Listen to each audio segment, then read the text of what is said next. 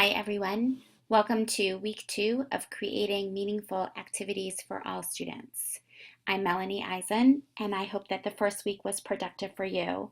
My goal for that week was to introduce you to a variety of tools and strategies for you to bring into your classroom and then take an existing activity and see how by using some of the tools and strategies you learned about in the first week, you might be able to tweak that original activity to make it meet the needs of more of your students more of the time.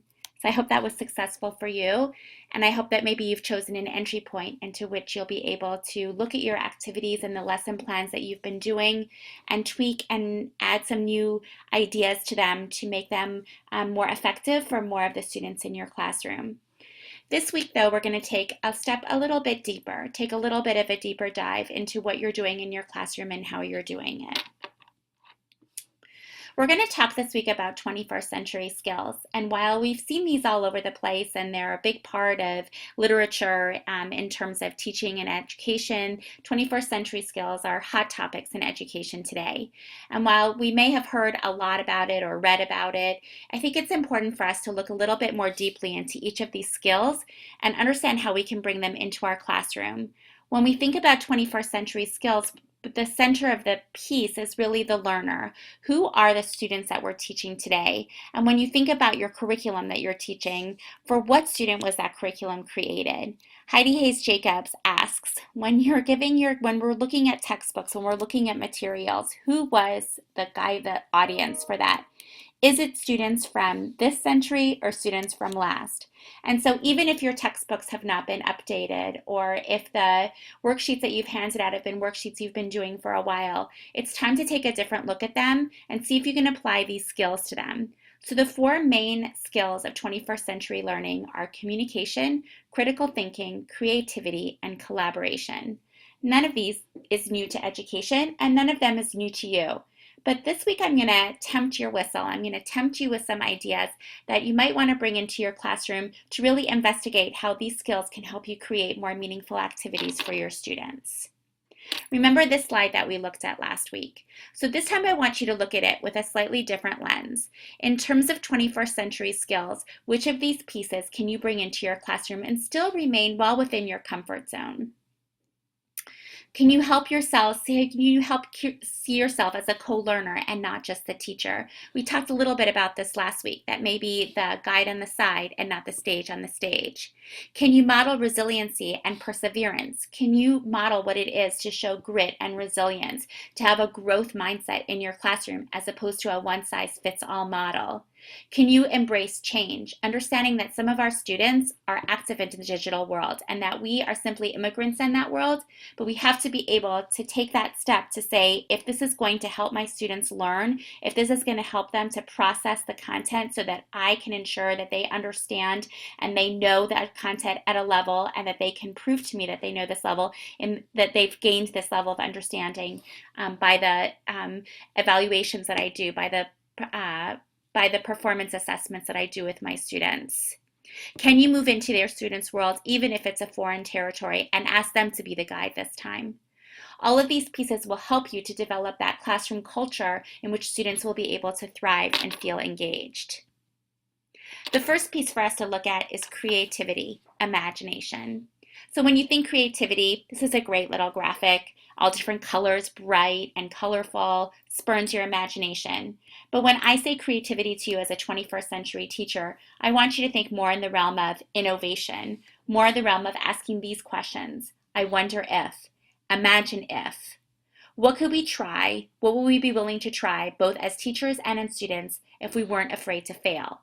Not if we weren't going to fail, but that if we weren't afraid to fail. So helping your students take that leap, take that jump, and to chart some uncharted territory, giving them the growth mindset to say, I'm going to be here to catch you if you fall, but I want you to try this. I want you to stretch yourself, not well beyond your comfort zone, but just enough so that when you feel that success, it's an earned success. When I think critical thinking in terms of 21st century skills, I still go back to Bloom's taxonomy. Some of you may have watched the video last week in the research section of Miss Rothbart, the way she pre-plans all of her questions when she's about to read a story to her students, the way she involves her students in think, pair, share activities, collaborative activities, having them interact with the material no matter what it is, and ensuring that the questions that she asks her students do not stay at that lowest knowledge level, but span the ladder, span the taxonomy to go from the lowest level of learning to the highest level of learning.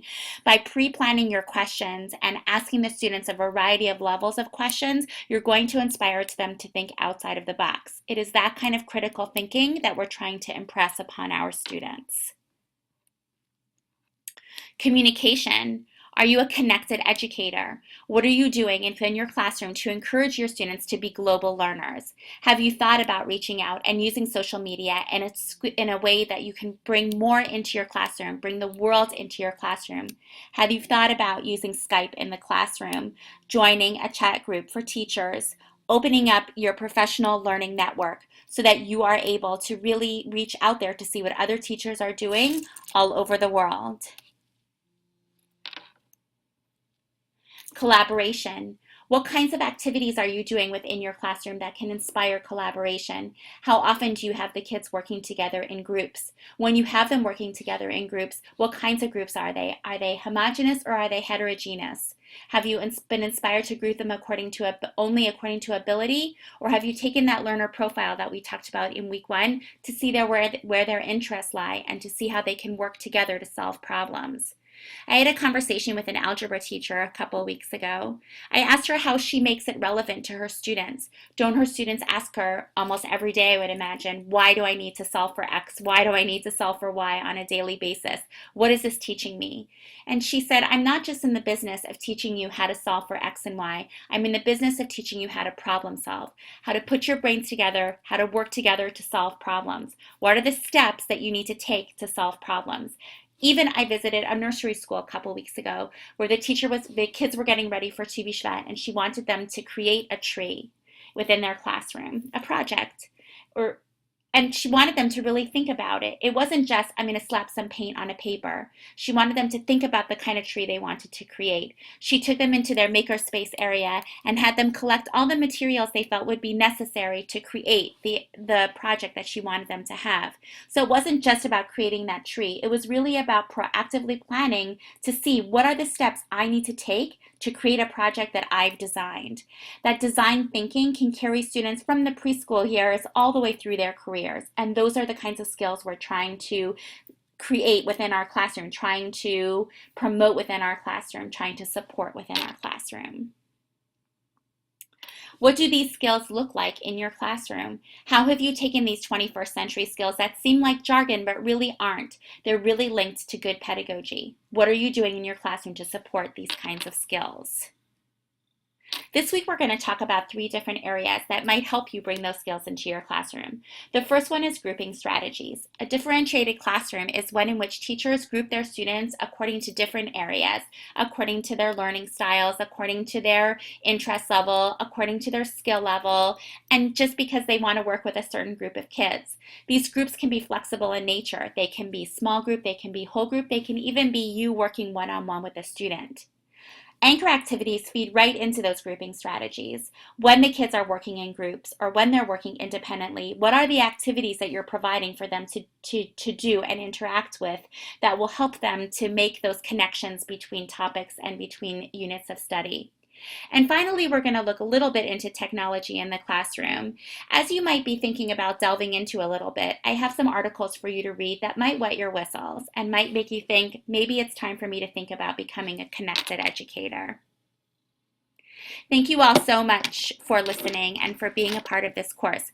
Please don't hesitate to reach out to me should you have any questions or concerns. Good luck, and I look forward to seeing you online.